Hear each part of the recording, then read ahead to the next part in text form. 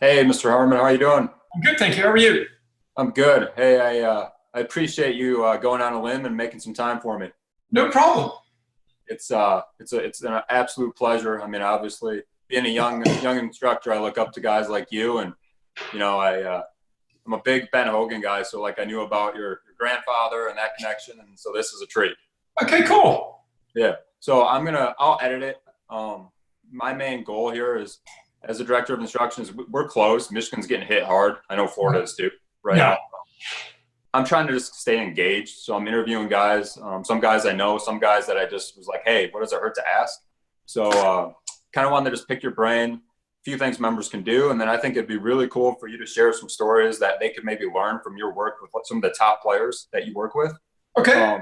So like when you're out on the road on tour, I think a lot of average golfers think you're working on these big, huge changes and that they don't realize that tour pros still work on alignment, aim, grip, and how posture plays such a vital role. So anything you could, share that they could take home from some of the guys that they know, like Brooks or DJ, whatever it is, just some insight of being a tour coach would be awesome. Yeah, I mean, I just got back from my club, the Floridian. We're still open today. I haven't really been given any lessons really since the Players Championship, but obviously with the new PJ Tour schedule that they say is going to start ramping up this week, Brooks is going to try and start playing. So he hasn't really played any golf. The last competitive round of golf he played was in the Players Championship. So we're just starting to get back into it. So a lot of what we're doing right now is just basically making sure his setup and his alignment is good. And a lot of the problems that Brooks gets into golf swing wise is when, his setup and his alignment gets a little off. So he hit some balls Monday, hit balls yesterday. We hit balls today. And then actually for the first time went out and played 9 holes. But a lot of it, in our range sessions, the first thing that we always work on if he's coming off of a long layoff is to make sure that the posture's good, the alignment's good, the ball position's good. Brooks's tendency when he does get off, his alignment can get a little bit off, and believe it or not, he can get a little bit too closed with his shoulders. So today we were trying to make sure that his alignment was good with his feet, and then actually making sure that his chest was a little bit more neutral to a little bit more on the open side. And that's always really one of our keys, is to immediately look at what he calls or his lines, alignment, ball position. The other tendency that Brooks has is if his ball position has a tendency, it tends to get too far back. And as someone that likes to fade the golf ball, it's much easier for him to do that with the golf ball more forward. So, Sure. We're just basically trying to work a lot on fundamentals. I mean, we don't work a lot on his grip, because his grip has tended over the 7-8 years I've worked with him, his grip's always pretty much good. Sometimes sometimes at address tend to get the club face a little bit too open or closed. So he'll have me take a look at that. But really the last, I've worked with him 3 days this week. A lot of it was just, alignment. And when his alignment gets bad, I think the average golfer doesn't realize how much alignment affects everything. And, for someone like Brooks, as someone that fades the golf ball, if he starts to get aimed, too far to the right and get a little bit too closed, then his takeaway starts to get a little bit too much on the inside. And then it's very difficult for him to have the shape that he wants. So, we'll continue to work on that. We work a lot more, I think, on the basics, probably more than most people realize, because those are the things that you have total control over. I mean, it doesn't take any golf ability or really any athletic ability to set up to a golf ball correctly. So posture, alignment, ball position are all things that happen before you ever hit a golf ball. So we spend a lot of time working on that. And I think a lot of guys on tour, when tour players tend to get a little off because they have so much speed, they can start to hit the golf ball a long way offline. And believe it or not, at tour events where we can't really do a lot of work, we're not making a lot of changes at tour events. I mean, once the guys get there, there's not a lot we can do in 3 days, because if we do, it's we have to take the hood of the car open and start trying to reboot the engine.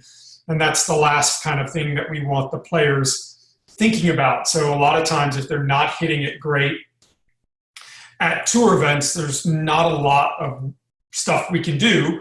So then we have to kind of go towards, okay, well, what are the things that we can change? Yeah. And if you can change kind of, some posture stuff, it really can sometimes just make everything kind of click and go into place. Yeah. I mean, and I think what you're saying too, the average guy out there at the club can take something from that, be like, these guys aren't machines. They don't hit it perfect every week, but it's their job, and they better find a swing or a way to go out there and shoot a good score and not think 20 million swing thoughts when they're trying to play golf. Yeah. I mean, I think most club golfers and guys that are, handicap golfers tend to start from a pretty poor position. And I think that's the one thing, all of your members, when they're watching golf on TV, you don't really see now any players with bad setups. I think a lot of that is because the golfers have gotten bigger and taller. Pretty much most of the guys that are on tour now that are top, 20 in the world, I'd say the majority of them are over 6 feet tall than they are under, Frankie Molinari, maybe Danny Willett when he was playing good, Tommy Fleetwood right now, Patrick Reed, but everybody else, Rory's kind of close to 5'9", 5'10", but then you've got, John Rahm, who's, over 6 feet. You've got Brooks, who's over 6 feet. JT's smaller, but then, DJ, Adam Scott, and then pretty much everybody else. So I think that it's the one thing that you can control. And it's really, really important to make sure that you're set up to a golf ball solid, because I think if you're in an extreme setup position, too close to the ball, too far away, too much weight on your right leg, too much weight on your left leg, too much weight on your heels, too much weight on your toes, something that's in your setup that is extreme, it leads to a number of other things. And so I'm always trying with all golfers, whether at the elite tour level or just the regular level, which, I give lessons to, our members at my club on a regular basis. I'm always trying to look at how can we make a lot of what they do just neutral. They're set up more neutral, less extreme, which then can help the takeaway be a little bit more neutral and less extreme. Yeah, no, I think that was my main question, because a lot of these guys that I deal with, they always want the next thing. They want the next thing. So it's like, all right, we're working on the takeaway. What are we going to work on next? And sometimes there isn't a next. We just have to keep working and getting that groove, because if you're a club player playing 2 to 3 times a week, 9 holes and hitting balls once every 10 days, it's going to take a long time to make a change. Where when you're a tour player, you're working at it 10 to 12 hours a day, and it's your job, and you can make a change a little bit more quicker, I'd say. And I think right now, when everybody's at home, I've been asked a bunch on what are some of the things you can work on. Really one of the things that you can work on that doesn't really require a golf ball or doesn't really require you making swings is to just get in a mirror and take a look at your setup, or put a phone and take a face-on video down the line, and then take a look at kind of where your weight would be. And I have a lot of students kind of take their setup and then close their eyes and say, okay, do you feel like you've got more weight on your left foot or your right foot? Do you feel like your weight's more on your toes or your heels? And kind of take the whole kind of proprioception away and just get in there almost blind and say, okay, what does that feel like? And if you are one that gets a little bit left-sided, okay, maybe I would want to get a little bit more right-sided, or make some adjustments with your eyes closed, and then go ahead and get into that position. But it is something that you can work on at home and just work on trying to kind of go through a pre-shot routine. I think now is a great time to just, you can even set up a golf ball on a carpet or a rug and just say, okay, I'm just going to kind of get behind the golf ball and kind of go ahead and imagine where the target would be, and say, okay, how many practice swings do I go through, whatever that is, and then get in there and go ahead and get ready to hit it, and see if you could do that 5 times, video it, and see if all 5 of them are the same. See if the amount of practice swings would be the same. Imagine you're looking at a target, go through your whole waggle progression, everything, and then imagine that you were going to start your backswing and stop. and then do that video at 5 times and see if it's the same. See if your setup looks the same. See if your body position would look the same. See if where the ball would be positioned would be the same. And do that with, do that 5 times with an iron, and then do it 5 times with a driver. And I think you would find that the average golfer would really struggle to do the same thing every time. So I think, just working on a pre-shot routine, because you can't get out and make full swings, would be huge. Because if that can become something that's almost second nature, that you realize that, okay, I'm going to do that all the time, I think it makes a huge difference. Yeah, and it would help them under pressure. They get in their club championship and they're a little bit nervous, and they can take, all right, I have my pre-shot routine. I'm going to keep this speed. I'm going to breathe. I'm not going to rush it. As you see, I'm sure tour players, the first couple times they get in contention, a lot of times they start going faster. They walk faster. They do everything faster because our body just doesn't like that situation. So they can kind of get that routine in the pre-shot and take it to those stressful events. Yeah, and the other thing I think is helpful with the pre-shot routine is go ahead and put a stopwatch on and say, imagine that you were going to hit a 7-iron, get a 7-iron in your hand. And again, go through what you would do. If you're one that makes a practice swing or 2 practice swings or whatever, that routine shouldn't be longer than 30 to 45 seconds. And if it is, then I think on the golf course, we're all seeing those videos on all the social media sites of the guy, with the 95 waggles, where everybody says you hate to be, paired behind this guy. But, that's something I think that you can work on at home for sure in this kind of period where everybody's kind of on lockdown. Yeah, for sure. A couple questions, if you don't mind, just about range work. Yeah. So when I think the average guy goes to the range, the driving range, he's kind of thinking, jumping from swing thought to swing thought, the average club guy. Maybe he's thinking about something I told him, or he got a lesson from somebody else. When you're on tour, I would venture to say like Monday, Tuesday, Wednesday, you guys might do some swing thoughts, but come Thursday, when they warm up, they're more warming up, correct? They might think of one thing, maybe that key for that week, but they're not thinking a ton of swing thoughts before a round. Yeah, I mean, everybody's warm-up's kind of different. Someone like Dustin Johnson's warm-up is very long. DJ's probably got one of the longest, if not the longest, warm-up on tour, where he's hitting balls for about an hour and a half. But that probably 45 minutes to an hour and 15 of that will be from inside of 150 yards. So he'll just be kind of dialing in what his wedge work is, whereas guys like Brooks and guys like Ricky Fowler, Ricky's probably entire warm-up is less than a half an hour, and that includes putting, hitting shots, and going back and putting and teeing off. Brooks is about 30, 35, maybe at a stretch 40, because they're just using the warm-up as that, a warm-up. And I think what a lot of golfers do is they go to the driving range and they're practicing before they play. And I always tell players, listen, if you're going to practice, practice. Go and do whatever you want to do for an hour or 2 hours, however long you want to do that. But if you're going to play, actually just warm up. Get there, do some stretching exercises, and just go play. And then I think that's, something that I think is very hard to do. I think that's something that's become very hard for junior golfers to do, is not practice before they play, to where they're hitting balls for 2-3 hours and then they're going to go play golf. Well, you're never really going to do that in a tournament. And so I think that having a specific kind of routine, and again, it's another thing that you can do right now during the lockdown is say, okay, what would a routine be if you were going to play golf today? Yeah. You're going to go play golf, write down what that would be. If you were going to tee off at 10 o'clock, and okay, what time would you get to the golf course? Let's say, if you're going to get to the golf course, where you're going to eat before you went, but then write down what your warm-up would be. And I would venture to say the majority of club golfers is there is no warm-up. They get there, they get out, they go to the driving range, they hit a few shots, then they start hitting drivers. And the warm-up can either be, for a lot of non-competitive golfers, the warm-up's almost too small or too short. So having a specific warm-up period and say, okay, most of the tour players that I know like to putt a little before they go hit balls if they're going to play.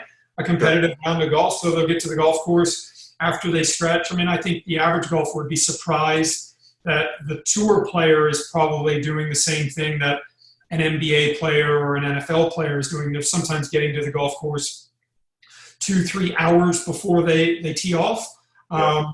If it's a late tee time, a lot of the time, certainly guys like Brooks and DJ, they'll work out in the morning if they're teeing off in the afternoon. So they're already getting in a warm-up, an actual workout before they even get to the golf course. But I think standard on tour now, most guys are there an hour to 2 hours before. They're going to get stretched. Brooks and DJ, Brooks specifically, Brooks gets stretched for about 45 minutes before. Sometimes if he's got an injury or if he just is trying to get loose, they'll do some massage therapy beforehand.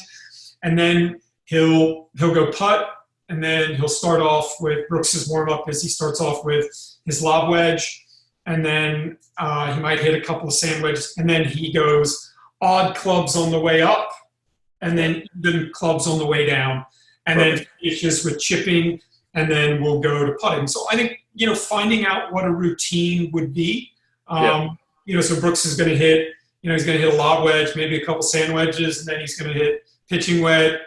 He's going to hit his pitching wedge, and he's going to hit his 7-iron, and he's going to hit his 5-iron, and he's going to hit some 3-irons. He doesn't really hit a lot of 3-woods unless it's a course where he's going to have to hit some. He'll hit driver, and then he works his way back down. Nice. Yeah. So, having that routine is huge. Personally, I go like odd clubs, even clubs. I do the same thing. And it takes me 20 minutes, like 30 golf balls, done. Let's go play. And I think sometimes guys, in anticipation for big events, if you're not a tour player, if you're just an average golfer, you get to the golf course too much ahead of time, and you're nervous and you're hitting too many balls instead of just staying with that routine to play your best golf. Yeah, I think, with regards to all routines and all practice sessions and all warm-up sessions, for the average golfer, I think it's very difficult for them to do something that's not authentic to them. And I think that's one of the reasons why you see people not really stick to a pre-shot routine, because they'll try and do a pre-shot routine or a warm-up session that someone else has told them to do. And sometimes that's just not going to work. Whereas, a guy like Brooks plays very fast. He and DJ, they play very fast. There are other guys that don't play fast, and I think that's part of their personality. So I think with regards to a pre-shot routine, if it's how many practice swings you're going to make, where you're going to make them, all of that, finding something that you're comfortable with, that you can buy into, that you can do the same thing every time, as opposed to doing what somebody else does. I think you can try and see if you can, hey, are you someone that likes to make practice swings? Are you someone that doesn't like to make practice swings? Are you someone that likes to stand behind the ball? Are you someone that likes to come on? I think all of that, during the lockdown period is a great opportunity for you to just kind of get a really good idea of what it is that you do and what it is that you want to do and what you don't want to do when you're trying to hit shots on the golf course. And then I think it's important, if you're going out to play, go through after you've warmed up and after you've kind of gone through your whole warm up, after you've gone however many and say, okay, now I'm ready to go. And then I think it's good to hit, take a 7-iron, hit 5 balls with a 7-iron and 5 balls with a driver, where you go through your entire routine on the driving range. Hit 5 balls with your drive, 5 balls with a 7-iron in your routine. Okay, get behind it, pick a target out, and say, okay, I'm going to play like I would on the golf course. Okay, get behind it. Okay, take my practice swing, go. Then go pick another target and do that. Do that 5 times and do that 5 times with your driver, and then say, all right, now I'm going to go and be ready to go. Yeah, and I love that plan. Just like, because you got to focus, go through what you're going to do on the golf course, on the driving range. Feeding off that, just one question too, on when guys are making swing changes, which obviously you guys work on things all the time. Just like every golfer, we always want to work to get better. That's the whole plan of the game. When you're doing block practicing, when it's like, all right, I'm not going to play today, I'm going to go to the driving range, I got 2 hours, whatever time it is, what do you find the most beneficial to your players at the top? Are they just pounding 107 irons in a row just to get the feeling? How do they go about making a swing change practice when it's compared to warming up? I think that block practice is good when you're doing something specific. So block practice, meaning if we're working on something in the golf swing, takeaway, position at the top, impact, all of that. The best advice that I could give the average golfer is I think the average golfer spends the majority of their time in block practice, and they don't randomize anything, and so they never really are able to test what they're working on. So what happens is the average golfer takes a lesson from someone like yourself or myself, and then they go to the driving range and they work on it, and then their test to see if it works is if they're going to is on the golf course, when they should be going to the golf course and trying to score, and play and shoot a score. But what they do is they go out and then they get caught. So what I like to do with the majority of the golfers that I work with that aren't super elite is work on something and say, okay, whatever you're working on, if it's a backswing drill, work on that for 15, 20 minutes on what that feeling is, and then get out of that and go to random practice. And the best way I could explain that to the average golfer, what I always say is, listen, if your wife came or your husband came and you were working and you'd taken a lesson and you were working on your backswing not being too inside, and you're hitting some balls and you were trying to get the club more in front of you, and obviously you're going to hit some good shots and obviously you're not going to hit some good shots. And if your spouse commented on every ball that you hit and kind of said, oh, well, you didn't hit a good shot there, after about 4 or 5 balls, you would say to whoever it was, your best friend, or you'd say, listen, I'm not really worried about where the golf ball goes right now. I'm just trying to get this feeling. So I'm not really worried about the outcome. But I think what happens is most people always stay in the realm of practicing with no outcome because they're always just working on the feeling. So I believe that you need to do the complete opposite in reverse. So if you're working on your takeaway and you fade the golf ball, say to yourself, okay, I've worked on my takeaway and worked on this feeling for, half hour. Okay, now I'm going to give myself, 10 balls, 20 balls, 15 balls, whatever. I'm going to pick a target out and I'm going to say to myself, okay, I'm going to hit my shape. So if I'm hitting a fade, all the balls have to start left of my target. If I'm hitting a draw, all the balls have to start to the right of my target, and see how I do on these 10. Ideally, you would love to be able to hit 10 for 10. I mean, I always play a game, with my students to say, okay, we've got 10 balls and we've got 3 points with every ball. Okay, wherever your target is, okay, whatever shape you're trying to hit, okay, if you're trying to hit a fade, you get a point if the ball starts to the left of the target. Okay. You get a point if it's solid, okay? And then you get a point if it started to the left as a fader of the golf ball, faded, and didn't get on the other side of the flag, to the right. Same thing if you were a drawer of the golf ball. If you're trying to hit draws, okay, you've got 3 points. Did it start right of my target? Was the golf ball hit solid?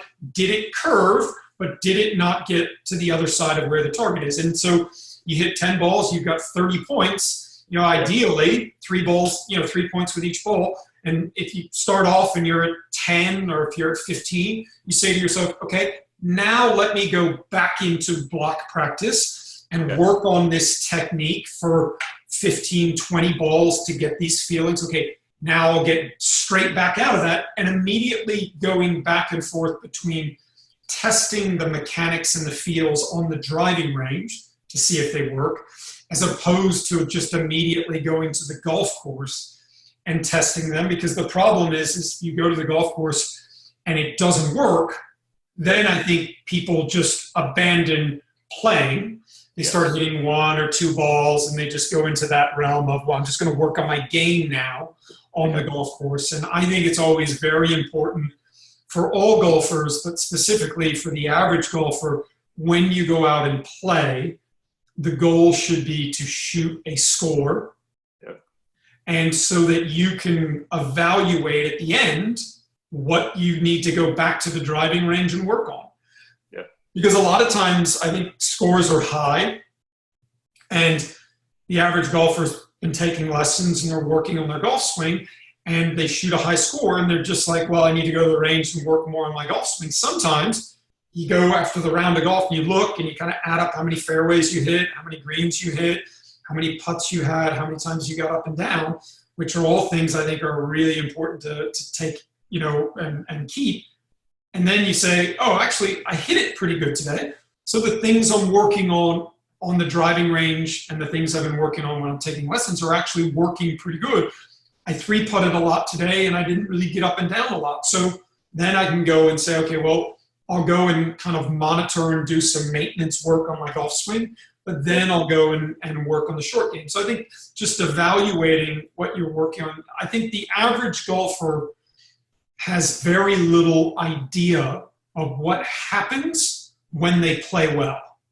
They're great at telling me and you what they do when they play poorly, but a 15 handicapper that goes out and shoots even par, he's probably going to be driving home after, sitting in the bar with all his friends and high-five and having drinks. But if he's actually really honest, when he gets in the car and he drives home, he's looking at himself in the rearview mirror, and I'm pretty confident he doesn't know why.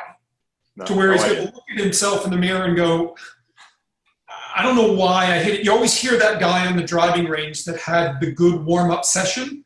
Yep. And what do they say? Well, I guess I'm going to swing good today. I guess it. How'd you play today? I played good today. I don't know why.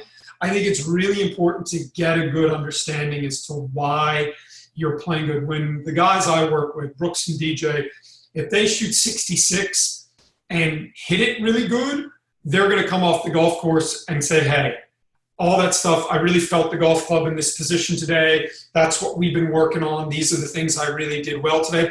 Or they're going to go, I didn't really hit it that good, but I putted great today. Yeah.